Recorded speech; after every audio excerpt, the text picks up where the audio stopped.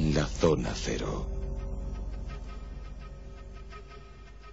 Nos encontramos en la noche mágica por excelencia, la madrugada de San Juan, 24 de junio por más señas, y esto ya es el solsticio de verano. Vamos a disfrutar de un tiempo muy mágico. Se abren ventanas inimaginables, y no solo para buscar hierbecillas por el campo, cositas silvestres, sino también pues para pensar en los ancestros, para pensar en, ¿por qué no?, en otros universos. Vamos a ver qué nos cuentan nuestros duendes favoritos. ¿Qué tal, mi querido Carlos Canales? Buenas noches. Hola, ¿qué tal? Buenas noches. ¿Cómo te encuentras? Pues bueno, un día muy especial. Espera, porque yo noto una cosa aquí rara en el micrófono. Sí, ¿ves? Esa noche mágica de San Juan. La famosa M, ya está.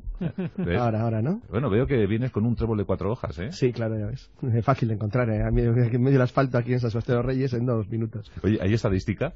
No la hay. Mi querido Jesús Callejo, ¿qué tal? Buenas noches. Hola, muy buenas noches. Hombre, veo que vienes con tu casita, con tu champiñón incorporado, ¿eh? Sí, y el lobo debajo. Exactamente. Porque supongo que será una noche propicia para ver ese tipo de entidades, ¿no? También dicen, no solo esta noche, sino a otras noches, pero casi todas ellas mágicas. Es una noche propicia, yo creo que prácticamente para todo. Es esa noche que dicen las tradiciones que todo adquiere virtud, y cuando dicen que todo adquiere virtud, quiere decir que también los vegetales, el agua, el rocío, y por supuesto, pues propicio para hacer rituales. Así que son de esas noches que no solo desde el ámbito cristiano, sino también desde el ámbito pagano, se ha considerado mágica. Y en este mundo mágico, Carlos, ¿son más importantes los solsticios o los equinoccios? Los solsticios probablemente, aunque en el mundo pagano eran igual de importantes, porque realmente todo este tipo de fiestas lo que señalaban eran ritos y símbolos relacionados con la agricultura. Es decir, los pueblos antiguos conocían perfectamente la influencia de los astros en las estaciones y la forma en que eso afectaba al mundo agrícola. Las tradiciones vinculadas con los solsticios y los equinoccios parten de un mundo que ya conoce el uso de la tierra como aprovechamiento. Ya no es un mundo de recolección o ganadero, sino que algo más. Es cierto que las tribus nómadas siempre también tienen tradiciones vinculadas a los cambios estacionales, que cuando se mueven los pastos, cuando eligen el ganado a otras zonas. Sin embargo, es muchísimo más importante entre los pueblos sedentarios, porque para los pueblos sedentarios el cambio de tiempo, el control de las estaciones y el conocimiento íntimo de los secretos de la naturaleza era vital para establecer una especie de vinculación entre los pueblos primitivos y el mundo, el cosmos, el universo, lo que les rodeaba. Eso hacía que todo este tipo de fiestas que hubiera fiestas relacionadas con los hitos importantes que a lo largo del año se iban produciendo, de manera que básicamente pues esas podían ser varias, pero fundamentalmente eran 4, es decir, la que iniciaba o terminaba el año, fuera cuando fuera y luego las relacionadas siempre con los cambios estacionales importantes. Claro, todo esto luego, el cristianismo, como luego veremos, se apropió de ello y simplemente lo que hizo fue transformar unas creencias que ya existían, darlas un contenido diferente, pero mantenerlas vivas, en algunos casos con ligeros cambios de fecha, como ahora hablaremos, precisamente porque uno de ellos es la de San Juan. En todo caso, una de las fechas sagradas por excelencia, el 24 de junio, estamos ya en verano, y bueno, San Juan, mucho predicamento, ¿eh? San Juan, allá donde mires en la geografía española encontramos algo relacionado con San Juan. Sí, es verdad, porque cuando se empieza a cristianizar los lugares paganos, los lugares sobre todo de culto, los lugares donde se hacían rituales que empezaban a molestar a la Iglesia católica, que ya a partir del siglo IV ya se fue imponiendo en distintos lugares, pues había que poner nombres cristianos a distintos lugares donde se sabe que se hacían celebraciones muchas veces vinculadas a las aguas. Así que en antiguos ninfarios, en antiguos lugares donde sí había esa creencia a las ninfas y a los númenes del hogar e incluso a dioses protectores, pues ponían bajo la advocación de alguna entidad cristiana. Y en el caso de San Juan, por eso abundan tanto las ermitas en las iglesias que tienen esta denominación, por ejemplo, como la de Baños de Cerrato en Palencia, esa basílica visigoda de San Juan de Baños, es porque antiguamente, ya digo, había un sitio, en este caso una fuente, dedicada al culto de las ninfas. Entonces, qué mejor santo que es San Juan Bautista, por supuesto nunca San Juan Evangelista, sino San Juan Bautista, el que se le asocia siempre a este tipo de ceremonias, de rituales acuáticos, ¿no?, por lo de el bautismo del Jordán. Entonces, siempre que veamos, esto es una pista que doy para navegantes, ¿no?, y para oyentes que les gusten este tipo de simbolismo subterráneo, todos aquellos lugares donde haya una advocación a San Juan Bautista, que investiguen que indaguen en las leyendas y en estas tradiciones y verán que antes fue un lugar pagano asociado siempre a los númenes de las aguas. Y a alguno le fue muy bien, porque en San Juan de Baños Recesvinto hace San Juan de Baños precisamente porque se cura en la fuente de las ninfas. En las aguas, es verdad. Aquellas aguas que dijo él salutíferas. Salutíferas, después de un reuma de caballo. Sí, Recesvinto. Bueno, también está Cabezas de San Juan, amén de pronunciamientos, Carlos. Sí, no, es verdad, lo que dice Jesús es muy importante porque los elementos de la noche de San Juan desde el punto de vista pagano tiene... Luego la cristianización está perfectamente señalada. Se eligieron lugares donde había alguna relación oculto vinculado con los cambios temporales que se producen entre el 21 y el 24 de junio. Es decir, bueno, luego la cristianización de la fecha en el día, en la noche del 23 al 24... Es por otro motivo, realmente tiene una tradición religiosa bastante más reciente. Pero sí que es verdad que la acción de identificar todo tipo de tradiciones con los mitos que ya existían, bueno, pues permitió que de esa manera se consolidaran y en muchos casos han llegado hasta nuestros días. Porque la otra versión mágica de la noche de San Juan está relacionada, por ejemplo, con los griegos llamaban a los solsticios puertas. Porque entendían, y además me parece bien, puertas a los hombres y los dioses, sí. Pero me parece que es una terminología correcta, porque la mayor parte de las tradiciones indoeuropeas lo que hablan fundamentalmente es que es el día en que el mundo se abre.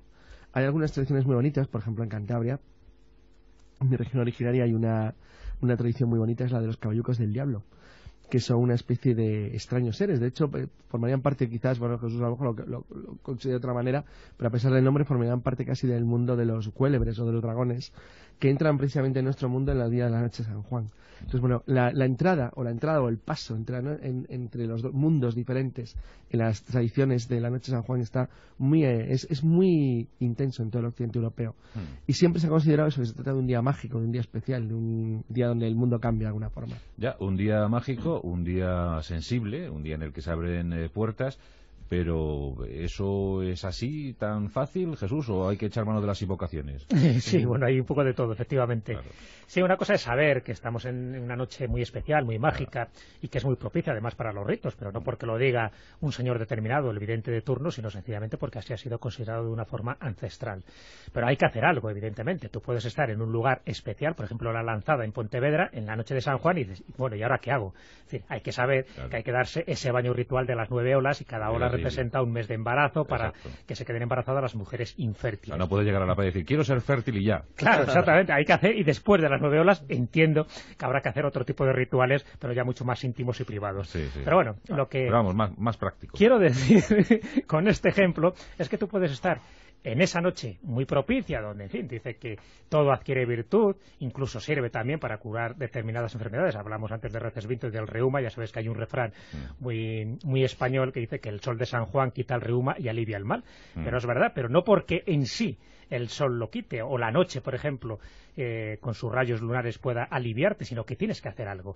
Y ese algo suele asociarse normalmente a ritos vegetales, a ritos que se asocian también con el agua o con el rocío. Fíjate, antes se revolcaban por las laderas con ese rocío mañanero, además siempre antes de que amanezca San Juan, porque dice que es precisamente cuando la virtud adquiere todo su apogeo. Y después están los ritos de saltar la hoguera, que también son ritos profilácticos, son ritos que no solo servían para curar determinadas enfermedades al ser humano, sino también a los animales, es decir, con los rescoldos, con las cenizas que quedaban después de saltar la hoguera durante toda la noche, esas cenizas luego se las daban o se impregnaban con ellas a los animales, sobre todo a las vacas, las terneras, porque quitaban enfermedades cutáneas.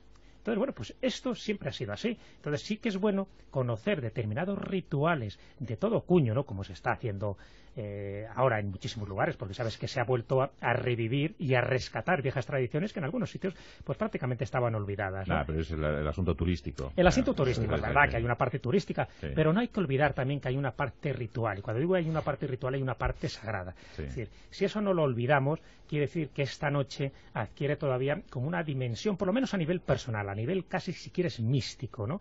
Digo, con independencia de que sea una celebración cristiana. para mí es algo más, es algo místico. Entonces, cuando además sabes que muchos de esos rituales que se hacían antiguamente para adivinar el futuro y sobre todo para saber quién iba a ser tu futuro novio, tu futuro marido, pues bueno, te das cuenta de la importancia que siempre se ha dado a ese tipo de puertas que estábamos comentando antes, porque se piensa que ese tipo de puertas, y sobre todo si estás delante de un cristal o de un espejo, te sirve además para adentrarte en un futuro próximo y para adivinar tu futuro, en este caso muchas veces tu futuro matrimonial. Después que acertar o no acertar es lo de menos, pero lo importante es ese rito que ha quedado consolidado. La importancia de los ritos de San Juan en las culturas agrícolas y pastoriles de la antigüedad es tan fuerte que incluso antes he contado que bueno, que en el caso del cristianismo básicamente lo que hizo es darle una orientación diferente a tradiciones que ya existían, fijarles una fecha de celebración común y a partir de una especie de convención de que se tenía que hacer ese día, pues la fiesta se desarrolló más o menos como se hacía entonces, pero bajo la educación de un santo en vez de un dios pagano. Sin embargo, por ejemplo, incluso en el caso del Islam, que el Islam es un demoledor de tradiciones, porque el mundo que tiene es tan completo y tan global, es decir, el islamismo es una religión tan absolutamente absorbente en todas sus prácticas y en todo lo que hace, que suele tener una tendencia, en ese caso, mala, y es que elimina toda tradición anterior, porque a diferencia del cristianismo, el Islam por simplemente no lo integra, sino que directamente las tradiciones absorben y eliminan todo lo que hay anterior. Bueno, pues ni siquiera han conseguido, es una de las pocas excepciones que quedan, son algunas tradiciones relacionadas con la noche de San Juan.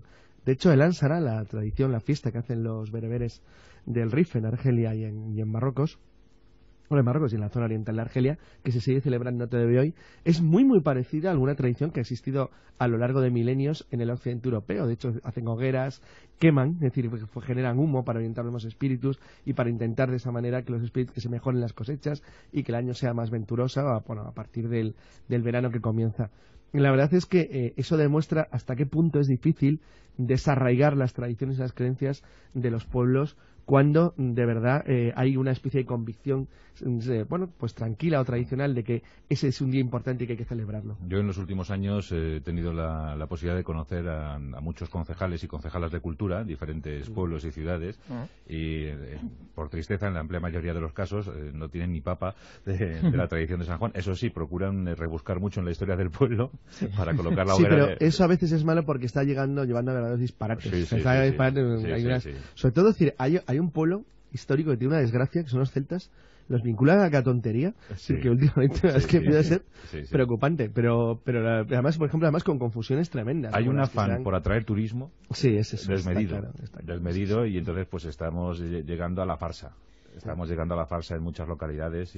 Porque en algunos casos se reinventan. O sea, también es verdad que hay veces que hay ese tipo de tradiciones que están olvidadas y es bueno rescatarlas del olvido, pero no solo en la noche de San Juan, sino en otras celebraciones. Pero hay otras veces que cuando se inventan o se crean artificios que no forman parte, además, de ese sentir popular, ¿no?, del pueblo, pues es absurdo. Lo de la hoguera, sí, porque lo de la hoguera, al fin y al cabo, siempre se ha hecho. Aunque la mayoría de la gente no sepa por qué se prende una hoguera. Exactamente, aunque no sepan el simbolismo de la hoguera. Fíjate que tiene un simbolismo precioso, ¿no?, el de la hoguera, y hay dos, por ejemplo, que te comento así a vuela pluma. Uno de ellos es que sabes que es la noche más corta del año, con lo cual quiere decir que a partir de ese momento, pues bueno, poco a poco las tinieblas, la oscuridad van a ir ganando terreno hasta el siguiente solsticio, que es el de invierno. Bueno, pues la hoguera, el fuego, lo que hace es reavivar, ayudar al sol para que todavía se mantenga vigoroso, se mantenga fuerte y que no vaya ganando partida en las tinieblas, a pesar de que es un fenómeno astronómico y que no hay nada que hacer, pero estamos hablando de simbolismo. Y el otro es el sentido purificador que tienen las hogueras. El saltar la hoguera, que tiene que ser además un número impar de veces, 3, 5, 7, pues eso te está ayudando también, precisamente por la alta vibración que tiene el fuego. Todo eso hace que se purifiquen también los sentimientos, que la gente que se reúne alrededor de la hoguera, no solo para saltarla, sino incluso también para contar consejas y cuentos y chascarrillos, eso también es positivo. Hay rituales que se hacen en algunos pueblos, como es escribir en papelitos aquello que tú quieres desechar de tu vida y luego lo quemas en la hoguera para que de ahí empiece un nuevo ciclo, porque en definitiva la noche de San Juan es el inicio, la terminación, el inicio de un nuevo ciclo. Bueno, pues la gente que sabe eso lo ve de una forma totalmente diferente. Ya lo digo en San Pedro Manrique, por ejemplo, que San Pedro Manrique es el lugar por excelencia para celebrar la noche de San Juan, por ese ritual de pasar las brasas, ¿no? Y además también con todo el simbolismo que eso conlleva. Pero la gente que conoce este tipo de detalles, y son pocos detalles, algunos de los que se están desgranando, por ejemplo, en este monográfico, hace que sientas, que vivas, que te reconfortes un poco más con viejas tradiciones que eran paganas y que ahora se han cristianizado y que da igual un poco el signo que tengan. Importante es con la actitud, importante es con con la energía que tú depositas un poco todo ese tipo de pensamientos y todo ese tipo de rituales en una noche propicia precisamente para hacer todo tipo de cosas. Y que los ritos son bonitos. O sea, los ritos, en el fondo, el ser humano genera ritos de manera habitual. La semana pasada, por ejemplo, cuando el Madrid ganó la Liga, pues eso es un rito, ir a Cibeles. Claro. Eso es un rito. Bueno, sí. Pues lo digo porque mañana no lo he podido confirmar, pero el día 24, como todos los años, supongo que habrá en San Juan de Baños, ya que lo habéis citado, hay misa rito visigodo. Sí, lo que pasa es que esta vez se hace algo insólito porque siempre es el siguiente domingo después del día de San Juan. En este caso, como el domingo cae en San Juan, se va a celebrar el sábado. Ah, lo van a hacer. Sí, además, algo curioso. Hoy. Efectivamente, claro. Es una misa distinta a las habituales, como bien sabéis, solo se celebra una vez al año. Qué pena, yo creía que era como siempre. Sí, pero es como una novedad en este año, ¿no? Sí. Y entonces, bueno, pero que no deja de ser curioso que se pueda escuchar una misa de estas características, por cierto, de 1:30 de duración, ahí con sus cantos gregorianos, este tipo de ritos también que se han ido perdiendo, que están en este caso muy vinculados pues con lo que es el catolicismo, pero que también al estar celebrados en un lugar muy preciso, como es una esta fecha basílica, muy una especial, de las mejores iglesias visigóticas de la península, Mm. pues hombre, yo creo que le da también una expectación y sobre todo ese simbolismo. Por cierto, ya puestos a ser quisquillosos, se celebra con cantos gregorianos de siglos posteriores, ¿no? Claro. pero es que es verdad, pero es lógico, es porque el rito mozárabe se fue actualizando a partir del siglo XI, después de la toma de Toledo, se fue actualizando con elementos del cristianismo occidental católico. Sí, pero que no son cánticos originales. No, claro, no. De hecho se han perdido. Los cantos del siglo VII, sexto, tal, que eran antecesores previos, porque en aquel entonces era común, no sabe muy bien cómo eran. Ten en cuenta decir que es la orden benedictina, es decir, la primera que establece un sistema común de música que va poquito a poquito evolucionando hasta que llega, ya a la polifonía, pero realmente es verdad que es adaptado, no es exactamente como era en el siglo VII. De hecho, el rito tiene 3 nombres, dicen que es el rito mozárabe, visigótico, hispano. Exacto. O sea, que de alguna forma se van viendo un poco las reformas y los añadidos. Se ven los 3 pasos, visigodo, mozárabe, o sea, arabizante, de los que viven bajo el territorio ocupado por los árabes, hispano a partir de la Reconquista, donde se mantiene como rito separado del católico. Bueno, es famosa la anécdota del rey Alfonso. O sea, es que el rey Alfonso, presionado por los monjes de Cluny, intenta instaurar el rito católico occidental romano. Entonces los toledanos dicen que no, que al fin y al cabo, ya que ha conquistado la capital del rito visigodo, que tienen derecho a seguir con el rito visigodo, que es auténtico. Entonces decía que lo decían 2 paladines, a juicio de Dios, como es lo tradicional, a mandoblazos, y acabaron a mandoblazos. El problema es que ganó el del rito mozárabe, con lo cual tuvo que inventarse un nuevo sistema para poder conseguir que al final se estableciera. Cluny ejerció una importancia y una influencia en la Europa cristiana del siglo XI fundamental, tremenda. Pero es verdad que qué bonitos son los ritos en sus fechas y en sus sitios. Te enviaban un monje de Cluny a cualquier corte y te establecía los matrimonios a seguir en los próximos 10 años. Claro. O sea, el propio Alfonso VI se deja influenciar por el futuro San Hugo para casarse con Constanza de Borgoña. Claro. O sea, ¿Y por qué surge la reforma de Cister? Sencillamente porque los del Cluny se estaban desmadrando. Entonces, cuando dice, hay que volver otra vez un poco a la austeridad cristiana, entonces el Cister surge como un poco reprimenda al cluniacense, que de alguna forma se estaba relajando en alguna de esas costumbres y sobre todo en esa influencia que tenían en las cortes. Sí. Bueno, pues divagamos un poquito. Sí, pero todo tiene relación. Porque la noche de San Juan es una noche, ante todo, pues fecunda, fecunda para establecer relaciones incluso con el mundo invisible. Porque una noche de duendes. Es una noche de duendes. ¿Cómo acceder a un duende, Carlos? Bueno, se pueden hasta fabricar. Por ejemplo, hay una tradición en las Baleares. ¿San Juan es propicia para eso? En Ibiza, en el Pont del Demonio, se puede fabricar. Hay una planta que no existe, que se llama la maironera. O sea, no existe. ¿Cómo? Maironera. Entonces, se supone que nace debajo de un puente. Entonces, la noche de San Juan, esa planta hay que cogerla al amanecer, antes de que llegue la luz, con el rocío de la mañana, que es con lo que nace. Como ya ha dicho Jesús, antes de que lleguen las primeras luces, hay que coger la planta, arrancarla y guardarla en un bote. Porque, una vez en el bote, lo que uno consigue es un elemental, un duendecito que empieza a trabajar a tu servicio. Claro que tiene un problema, como todos estos duendecitos más o menos demoníacos, y es que él solamente tiene 2 obsesiones. Quiere manjar y trabajar, es decir, comer y trabajar, pero claro, te pide algo, es decir, te está pidiendo permanentemente que le des trabajo y que le des de comer. Y el problema es que si no lo haces, entonces te come a ti. Entonces, todas estas cosas siempre acaban mal. Pero hay que procurar tener contento al duende, ¿no? Los duendecitos se fabrican la noche de San Juan. La noche de San Juan. Pero no todo puede ser bueno, Jesús. Esto yo no lo acepto. O sea, seguro que el diablo anda por ahí también, ¿no? Hombre, el diablo, fíjate que este tipo de tradiciones que comenta Carlos, o esta, por ejemplo, de los mamur, que también se da en el País Vasco, que está asociado también es como con un la flor mamur, del helecho, realmente. sí están asociados un poco a diablillos, es decir, a seres un poco del Averno, pero no porque fueran del Averno, sino siempre porque el aspecto físico, con cuernecitos y rabo, pues hacía que dentro de esas tradiciones populares se consideraran que eran como pequeños diablillos. Si además ese comportamiento tampoco era como muy edificante, ¿no? Eso de que o me das comida o te como a ti, pues tampoco era muy... Trabajo. Pero vamos, que la noche... permanentemente trabajo. La noche de San Juan no es propicia para la aquelarre.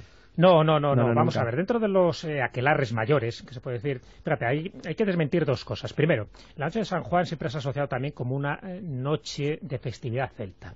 Los celtas, ya sabes, que los meten por todos los sitios y como un poco para dar credibilidad, incluso para remontar los orígenes pues a este pueblo donde prácticamente Jesús, es imposible, tú lo estás diciendo ahora mismo, nadie te va a creer. Claro. Ya, han creado tal fantasía que es indestructible. Entonces, los celtas, las celebraciones que tienen, además tienen 4 celebraciones importantes.